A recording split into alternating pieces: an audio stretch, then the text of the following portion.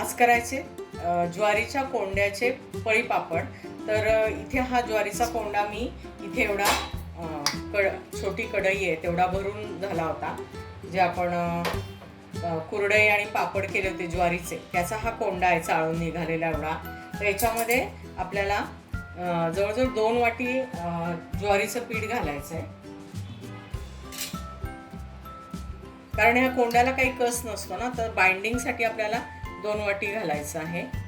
आणि हे भरपूर पाणी, म्हणजे याच्या दुप्पट पाणी घालायचं जेवढा कोंडा होता या कढईवर. तर 2 कढई मी याच्यामध्ये पाणी घालणार आहे आणि हे रात्रभर चांगलं मिक्स करून भिजवून ठेवणार आहे.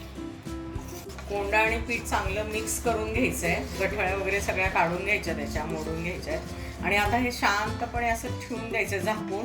आणि सकाळी निवळेल, वरचं जे निवळलेलं पाणी असतं अगदी नितळ, ते काढून घ्यायचं आहे. आणि खालचा जो कोंडा राहिलेला असतो किंवा चीक आणि कोंडा, त्याचा आपल्याला पापड करायचे. रात्रभर आपण कोंडा आणि ज्वारीचं पीठ घालून हे मिक्स करून ठेवलं होतं. आणि आता हे निवळले, यातलं पाणी काढून घ्यायचं आहे आपल्याला. आणि खाली फक्त ज्वारीचा चीक किंवा कोंड्याचा चीक, कोंडा हे राहणार आहे, अलगद काढून घ्यायचं सगळं. हे खाली आपलं मिश्रण राहिलेलं आहे कोंड्याचं आणि पिठाचं. आणि हे जे निवळलेलं पाणी आहे हे आता ओतून द्यायचं आहे आपल्याला. हे छान मिक्स करून घ्यायचं आहे. आणि हे किती आहे ते आपण मोजून घेऊया.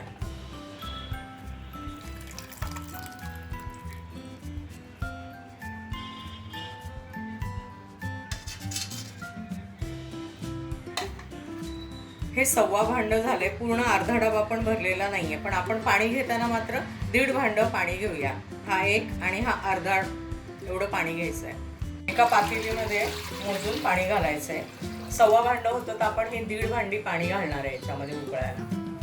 ते 1 भांड आणि हे पूर्ण अर्धा भांड पाणी घेतलेलं आहे. आता याला चांगली उकळ काढून घ्यायची आहे. इथे 2 चमचे, हा चमचा आहे, 2 चमचे ठेचा घेतला लसूण आणि हिरवी मिरची. इथे 1 चमचा जिरेपूड आहे, 1 चमचा ओव्याची पूड आहे, 2 चमचे तीळ आहेत, अर्धा चमचा पापड खार आहे आणि असे मोठे 2 चमचे मीठ घेतले आणि अर्धी वाटी कोथिंबीर घेतली बारीक चिरून. आता पाणी गरम झालंय, उकळी यायला लागली. याच्यामध्ये घालूया मीठ, पापड खार, कोथिंबीर, तीळ, जिरेपूड, ओव्याची पूड आणि हा मिरचीचा आणि लसूणचा ठेचा 2 चमचे.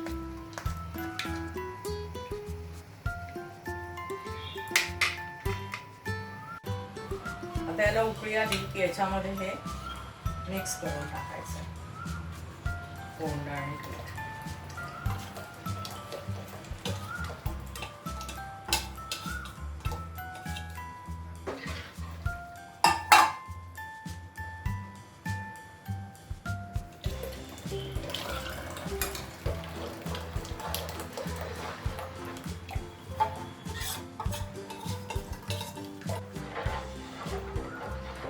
भांडी धुवून मी थोडंसं पाणी घातलंय, 1 अर्धी वाटी. आणि याला सतत ढवळायचं, कारण पीठ लगेच खाली लागतं.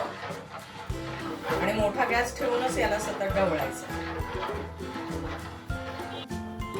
मोठ्या गॅसवरती हे 5 मिनिटं ढवळलं, सतत ढवळलं. आणि बघा आता किती छान दाटसर झालंय हे. आता बारीक गॅसवरती याला 10 मिनिटं शिजू द्यायचं, पण 5-5 मिनिटांनी याला झाकण काढून ढवळायचंय, खाली लागू नये म्हणून.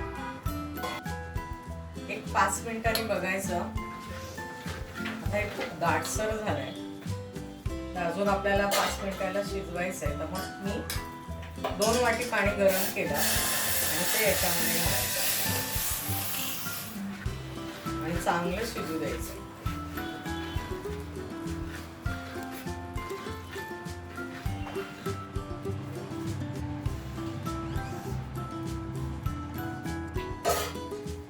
बरोबर पूर्ण 22 मिनिटं आपण याला शिजवलंय, पीठ घातल्यापासून, कोंडा घातल्यापासून. आता बघा, हे अशी पळी घातल्यानंतर जर काढली ना, याच्यावरती असा लेअर राहतोय, याचा अर्थ की आता हे शिजले आणि ह्या पापड्या आपण घालू शकतो.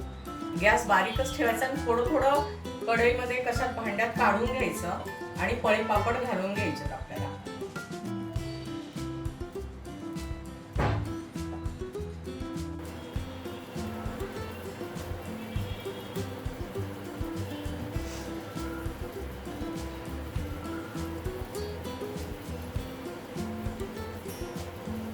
कढईत काढून घेतल्यानंतर मी गॅस बंद केला आणि झाकण ठेवलं गच्च. आणि प्रत्येक वेळी काढून आणताना आहे ना खालपासून तळापासून पातेलं ढवळून घ्यायचं, नाहीतर ते गरम पातेलं खाली लागू शकतं चीक. त्यामुळं प्रत्येक वेळी ढवळून घ्यायचं म्हणजे ते व्यवस्थित राहतं. या अशा कडावरती उचलून आल्या ना सुकलेलं लगेच कळतं. आणि मग सुकलं ना हे असे पलटी करून घ्यायचे बघा असे. आणि सगळ्या पलटी करून घ्यायच्या. ह्या मी घरामध्येच डायनिंग टेबलवर घातल्या. तर खिडकी खूप मोठी आहे आमची आणि इथं आता 2 नंतर आतमध्ये घरात पूर्ण ऊन येणार संध्याकाळी 6-7 पर्यंत. त्यामुळं या घरातल्या घरातच वाळवणार आहे मी.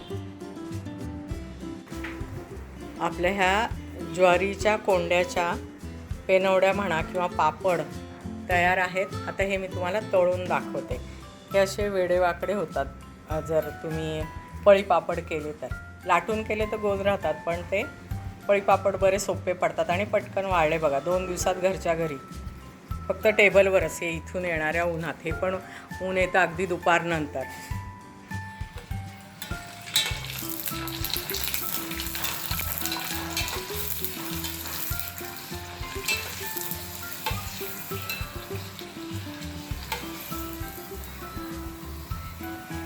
ज्वारीच्या कोंड्याचे पळीपापड तयार आहे.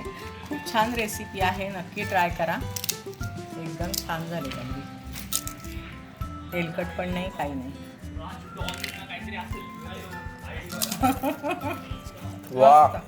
खूप छान क्रिस्पी झालेत. सोपे आहेत अगदी. लाटण्यापेक्षा ना पळीपापड सोपे पडतात, मस्त होतात. आणि पण एकदम खूप गरम ह्याच्यात नाही भाजायचे नाही, ते लाल होतात, जळतात. ते अगदी नाजूक असतात. थोडं गरम तेल झालं की बारीक करायचं आणि मग पटपट तळायचे.